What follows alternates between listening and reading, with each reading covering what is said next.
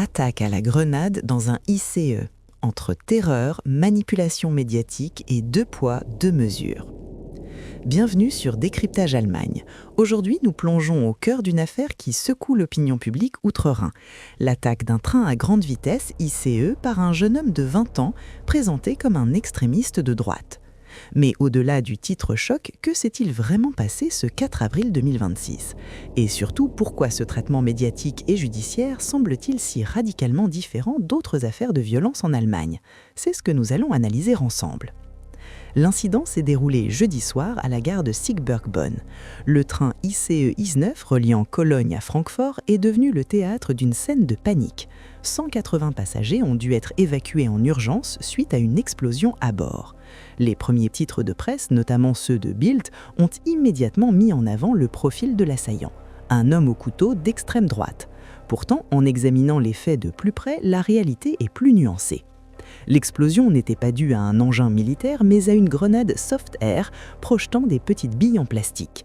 L'assaillant l'aurait lancée depuis les toilettes du train dans le couloir. Le bilan fait état de 12 blessés légers, principalement des personnes touchées par les billes ou souffrant de traumatismes acoustiques. L'homme, un Allemand de 20 ans, originaire d'Aix-la-Chapelle, était également armé de 2 couteaux qu'il n'a finalement pas utilisés, ainsi que de grenades fumigènes. Ce qui interpelle dans cette affaire, c'est le profil idéologique construit par les enquêteurs. Lors de la perquisition à son domicile, la police a trouvé Mein Kampf, mais aussi un Coran. Un mélange pour le moins confus, complété par un manifeste délirant.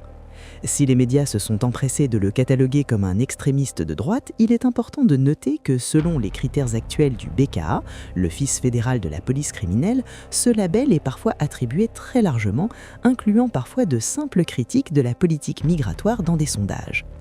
Cependant, le cœur du débat en Allemagne aujourd'hui n'est pas seulement l'acte en lui-même, mais la comparaison avec d'autres faits divers récents.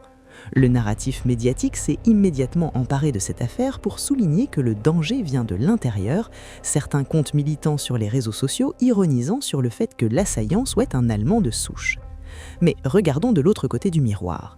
Quelques semaines plus tôt, à Aix-la-Chapelle, un Irakien de 28 ans, se présentant comme un combattant de liberté, ouvrait le feu avec une véritable arme à feu sur un immeuble résidentiel pour une simple histoire de drapeau iranien posté sur Instagram. Il a vidé son chargeur, touchant même une conduite de gaz et forçant l'évacuation de 12 personnes. Le résultat ? Aucun mandat de dépôt n'a été retenu contre lui. Il a été remis en liberté malgré la gravité des faits et l'utilisation d'une arme de guerre. Cette disparité de traitement est flagrante. D'un côté, un jeune Allemand avec une grenade factice et un couteau est immédiatement placé en détention provisoire pour tentative de meurtre. De l'autre, un individu étranger utilisant une arme réelle est relâché. C'est ce sentiment de deux poids, deux mesures qui alimente aujourd'hui une profonde colère au sein de la société allemande. Nous assistons à une sorte de scission de la réalité. D'une part, les statistiques officielles, PKS, montrent une surreprésentation flagrante de certaines populations migrantes dans les crimes violents, comme les attaques au couteau. D'autre part, le système judiciaire et les grands médias semblent disproportionnellement focalisés sur la menace d'extrême droite, quitte à requalifier des faits divers mineurs en attentats terroristes, tout en minimisant des actes de violence réels commis par d'autres profils.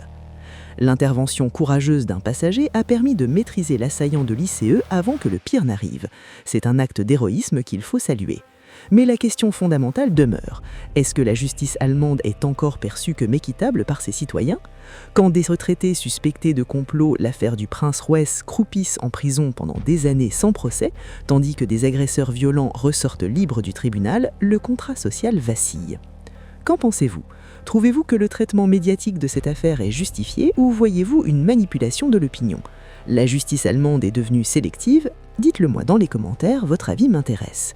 Si vous souhaitez continuer à suivre l'actualité allemande sous un angle critique et sans tabou, n'oubliez pas de vous abonner à Décryptage Allemagne et d'activer la cloche de notification.